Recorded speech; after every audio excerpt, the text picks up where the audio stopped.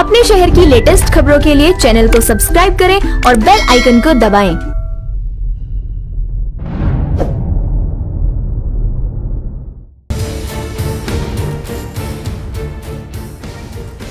भारत में मांग और आपूर्ति में भारी अंतर होने के चलते देश भर में सफेद दूध के नाम पर काला धंधा के चलते करोड़ों लोग असमय ही काल के गाल में समा रहे हैं।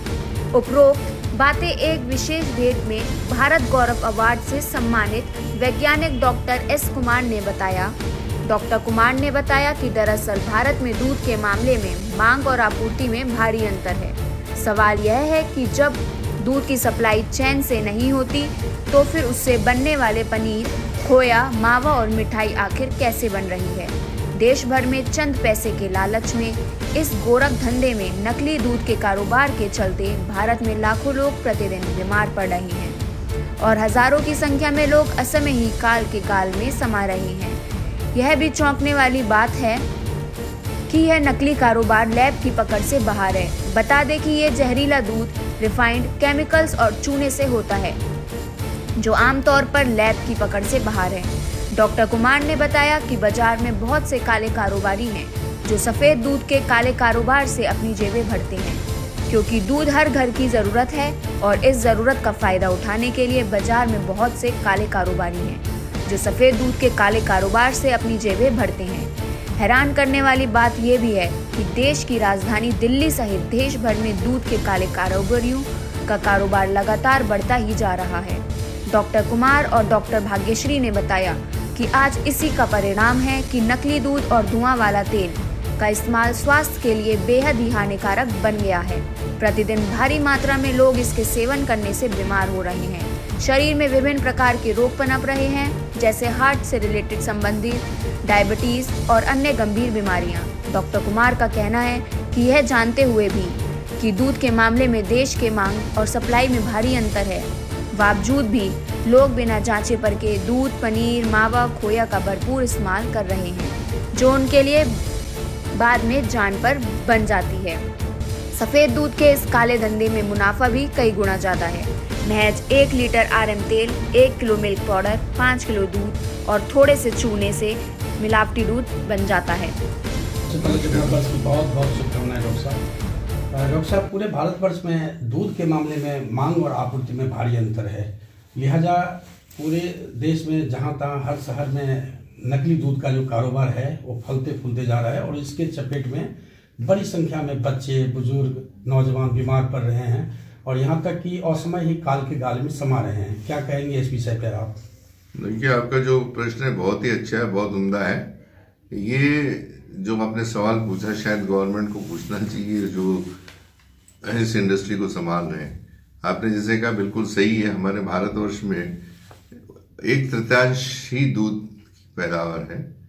करीब समझिए कि 30% ही दूध हमारे यहाँ अवेलेबल है और 60 से 70% जो है दूध की पूर्ति हो रही तो कहाँ से आएगी? एक सवाल इंडस्ट्री के लिए भी है, एक आम आदमी के लिए भी है। ये सवाल एक आदमी के भी जहन में आना चाहिए कि जो वो दूध पी रहे हैं वो क्या असली है या नकली है। गवर्नमेंट के आंकड़े कई बार आते हैं, पेपर्स में, वीडियोस में आते हैं, कई न्यूज़ में आ चुका है, लेकिन इसके बारे में अभी तक किसी ने भी पहल नहीं की है।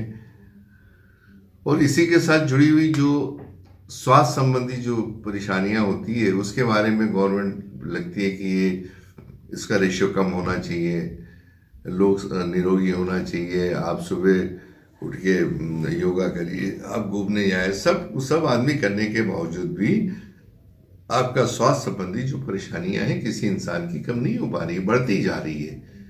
तो कहीं ना कहीं ये खान पान से जुड़ी हुई चीजें हैं और जैसा कि आप जानते हैं कि इससे बनी, ये तो दूध की बात हो गई, इससे बाद में जो उसके बाई प्रोडक्ट हैं बहुत सारे, जैसे अभी हमें घी की भी बात करूं, जिस रेट में घी बिक रहा है उस रेट में तो कदापि नहीं है कि वो मिल सके। जब तक घी है 2500 या 2000 के नीचे बिकता है तो वो सही नहीं है, क्योंकि कॉस्टिंग ही नहीं जमती है। ऐसे ही पनीर, एक जो नॉर्थ में हर घर में खाया जा रहा है, हर होटलों में खाया जाता है, तो क्या वो पनीर सही है? ये तो सवाल है जैसे, और इसके कारण बीमारियां इतनी बढ़ती चली जा रही हैं। खान पान से समझ जाए, तेल की बात करें, मसाले की बात करें, या आपके पनीर की बात करें, तो ये सोचने क्वेश्चन मार्क लगता है।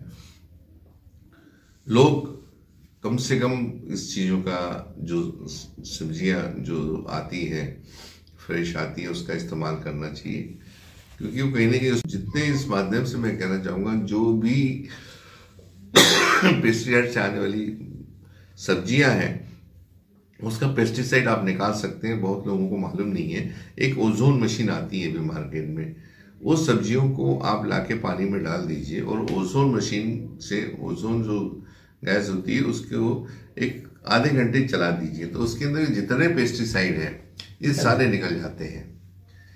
पेस्टिसाइड पानी धोने से नहीं जाते, लेकिन उसका जो केमिकल ऑर्गेनिक केमिस्ट्री के बॉन्ड है वो उसके ओजोन से ही टूटते हैं। तो आप देखेंगे कि वो जो सब्जियां हैं जो ओजोन के माध्यम से साफ की गई हैं, वो उसका टेस्ट अलग होता है। तो डॉक्टर साहब, हर घर में तो ये संभव नहीं है कि वो मशीन रखे? क्यों नहीं, बहुत सस्ती मशीन होती है, 1000 रुपए की मशीन है। अच्छा, 1200 की मशीन आती है, वो उसको पानी में, लोगों को मालूम नहीं है तो क्या करेंगे, अपग्रेड नहीं करते हैं नॉलेज। जितनी सब्जियां आपकी मार्केट से आती है उसको पानी में डाल दीजिए और उसके अंदर वो गैस छोड़ दीजिए एक आधा घंटे के लिए, और बाद में ओजोन जो है उसके अंदर जैसे ऑक्सीजन होता है, ऑक्सीजन में एक O2 मॉलिक्यूल रखे तो ओजोन बनता है। आप वो जो सब्जियां हैं आप फ्रिज में डाल दीजिए और एक बिना ट्रीटेड रख दीजिए। आप देखेंगे कि जो ट्रीटेड है वो तो 15 दिन में खराब नहीं होगी, और जो नहीं ट्रीटेड है दूसरे दिन से मुरझा जाएगी वो। ऐसा ही ये जो खाने पीने के माध्यम से जो मैं इसकी बात कर रहा हूँ, दूध और दूध से बनी हुई चीज़ों की, उसमें पनीर जो है ये बहुत बड़ा जहर है आज के दिन में, और लोग बड़े चाव से खाते हैं। एक तो paneer itself is not suitable for the stomach. आप कभी देखिएगा, जो अगर ऐसे ऐसे करें तो रबड़ के जैसे होता है वो। जब पनीर बनने की प्रक्रिया आप देखें तो जब वो गोल गोल घूमता है ना, तो जो वहाँ के बाजू का जो एक पॉलीमर बनता है उससे आप गुलेल बना के आप पत्थर से खेल सकते हैं। तो वैसे ही वो खराब। और फिर ये जो आप डुप्लीकेट जो पनीर की बात कर रहे हैं, ये बहुत सावधानी बरतना चाहिए। अगर असली है तो ही लेना चाहिए, नहीं नकली है तो बड़ी। डॉक्टर साहब, आपका एक बुक बहुत प्रचलित है, यस मिल्क अब नो मिल्क। जी, जरा बताइए इसके बारे में। देखिए, एक जो किताब है मेरी, ये यस मिल्क अब नो मिल्क की मैं बात करूं तो ये आपको बताना चाहूंगा, ये आँख खोलने वाली किताब है, यस मिल्क अब नो मिल्क। इसकी प्रस्तावना मनेका गांधी जी ने लिखी 2006 में, और 2011 में राष्ट्रपति भवन में के ग्रंथालय में मेरी किताब है। इसके अंदर पूरे साइंटिफिक रीजंस दिए गए हैं कि इसमें सिंपल है, गाय का दूध गाय के बछड़े के लिए और हमारी माँ का दूध हमारे लिए। यदि हम वो लेते हैं तो उससे कैंसर कैसे होता है, हड्डियाँ कैसे कमजोर हो रही है, अस्थमा कैसे हो रहा है, हार्ट के ब्लॉकेज कैसे हो रहे, इसके बारे में जो आज के पूरे वर्ल्ड में साइंटिफिक सर्कल में, मेडिकल जर्नल्स में पूरा रिसर्च होने के बाद जो पब्लिश हुआ है उसके ब्रीफ इस किताब में दिया गया है। तो ये किताब हमारे यहाँ अवेलेबल है, जो भी चाहे वो ले सकता है। डॉक्टर साहब, इसी से रिलेटेड एक और बहुत बड़ा सवाल है पूरे भारतवर्ष के लिए कि ये जो धुआं वाला तेल है, ये धुआं वाला तेल आमतौर पर के 120-125 रुपए में लोग बाग लाते हैं 1 लीटर का। ये स्वास्थ्य के लिए कितना हानिकारक है डॉक्टर साहब? देखिए, जैसे मैंने अभी पहले ही कहा था कि स्वस्थ रहने के लिए गवर्नमेंट क्या हमें सब बोलते हैं, पुरानी आवाज़ें, योगा करो, आप घूमने जाओ, यूनिक एक्सरसाइज करो, लेकिन उसके बावजूद कम नहीं हो रहे। तो कहीं ना कहीं खाने पीने से जुड़ी हुई चीजें हैं। आज भारतवर्ष में आपको ऐसा तेल चाहिए इंसान के लिए जिसको गर्म करने के बाद धुआं ना निकले। अगर धुआं निकल रहा है तो वो बायोडीजल में कन्वर्ट हो जाता है, जो हमारे शरीर के लिए घातक है। तो सवाल 100 रुपए का या 500 रुपए का हो, तेल ऐसा तेल चाहिए जिसमें हम अल्फा कार्डियो डी की बात करते हैं। इसको गर्म करने के बाद इसमें धुआं कभी नहीं आता है, क्योंकि उसके जो स्मोक पॉइंट है वो बहुत ज्यादा होता है। अल्फा कार्डियो डी करके लिए वो नेचुरल फिनोमिनन है। अब जैसे ऑलिव ऑयल सबसे अच्छा माना जाता है, लेकिन उसका स्मोक पॉइंट कम है, तो वो उन लोगों के लिए अच्छा है जो कच्चा तेल खाते हैं ऊपर से गार्निशिंग के लिए। उसको हमारे इंडिया में हमारा नहीं चल सकता, क्योंकि जैसे ही उसको गर्म करते हैं धुआं आता है। तो सबसे अच्छा तेल वो है, लेकिन हमें तेल तब तक गर्म करना चाहिए जब तक धुआं ना आए। जैसे ही धुआं आता है तो बायोडीजल में कन्वर्ट हो जाता है। तो कहीं ना कहीं ये माना जाए कि ये जो डायबिटीज पेशेंटों की जो खास करके भारत में जो लगातार इस मरीजों की संख्या बढ़ती जा रही है, हर तीसरा आदमी ये बताया जा रहा है कि भारत का शुगर से पीड़ित है। जी हाँ। तो ये इसमें माने कि ये कहीं ना कहीं ये गलत खान पान के, बिल्कुल गलत खान के तो लाइफस्टाइल डिजीज बोला ही गया है। बहुत सारे फैक्टर्स हैं, एक फैक्टर से काम नहीं होगा। उसमें से तेल एक मुद्दा है कि जब तेल गर्म होता है तो उसके जो बॉन्ड्स हैं वो ट्रांस फैटी एसिड्स या में जो कन्वर्ट हो जाती है, जिससे शुगर जो है अंदर नहीं जाती, जिसको हम लोग इंसुलिन रेजिस्टेंस बोलते हैं। तो खाने पीने में सारी प्रॉब्लम जो हमारी है, हमारा सेहत का जो असली राज है वो हमारी रसोई है। और अगर रसोई घर में अगर हमने देखा जाए और उसको अगर संभाला जाए तो मुझे नहीं लगता है कि एक आम आदमी ये इस तरह से ग्रसित होगा ये। लेकिन उसके ऊपर कोई काम नहीं करना चाहता। इतने रिसर्च पेपर पब्लिश है कि नया कोई रिसर्च करने की जरूरत नहीं है। हम गेहूं, चावल, नमक, मसाले, मिर्ची, काली मिर्च है, हल्दी है, इसके ऊपर अगर रिसर्च की हुई पब्लिश अगर हम पढ़ ले या उसको साइंटिफिक रीजन से कि इंसान को समझाया जाए तो मुझे लगता है आधे से ज़्यादा बीमारियां तो आपकी ऐसी खत्म हो जाएगी।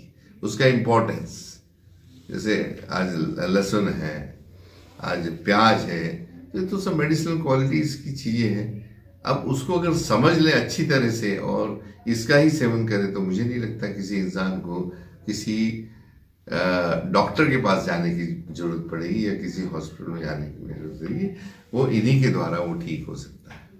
डॉक्टर साहब, काफ़ी सारे जो पेशेंट का कहना है कि हम पहले इंसुलिन लेते थे, लेकिन जब डॉक्टर एस कुमार से मुलाकात हुई तो हमें इंसुलिन भी हमारा बंद हो गया, अब हम पूरा स्वस्थ हैं। तो हमने उनसे पूछा कि क्या चीज़ आप बंदे उनके कहने से, तो शायद आपने कोई सजेस्ट किया कि आप सी पेप्टाइड, होमा IR और इंसुलिन सेंसिटिविटी, जो आमतौर पर के कोई डॉक्टर सलाह नहीं करता है कि आप, क्योंकि जो डॉक्टर अगर शुगर का कोई प्रॉब्लम होती है किसी पेशेंट को तो बोलते हैं कि आप 3 test, fasting sugar, PP, post meal और HbA1c, लेकिन आप उसके बाद ये 5 आप सी पेप्टाइड और होमा IR, इंसुलिन सेंसिटिविटी, मतलब ये 5 टेस्ट बोलते हैं। तो ये कितना महत्वपूर्ण है और कैसे ये कवर कर रहा है?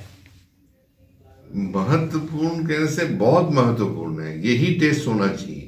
फास्टिंग, पोस्ट मील और HbA1c नहीं किया तो भी चलेगा, लेकिन C peptide, fasting serum insulin, HOMA IR जिसमें बीटा सेल, ये होना बहुत जरूरी है। आज मुझे बताइए कि अगर आपके घर में एक आंगन है और उसमें आपको बोरवेल लगाना है तो कहाँ बोरवेल लगाएंगे बताइए आप? जमीन में लगेगी। कहाँ पे, कौन से कॉर्नर पे लगेगी नहीं मालूम ना आपको। तो उसका जो एक सर्वेयर रहता है वो बोलता साहब नहीं, नॉर्थ ईस्ट में नहीं, इस कोने पे, यहाँ पानी नहीं है, नीचे पत्थर है।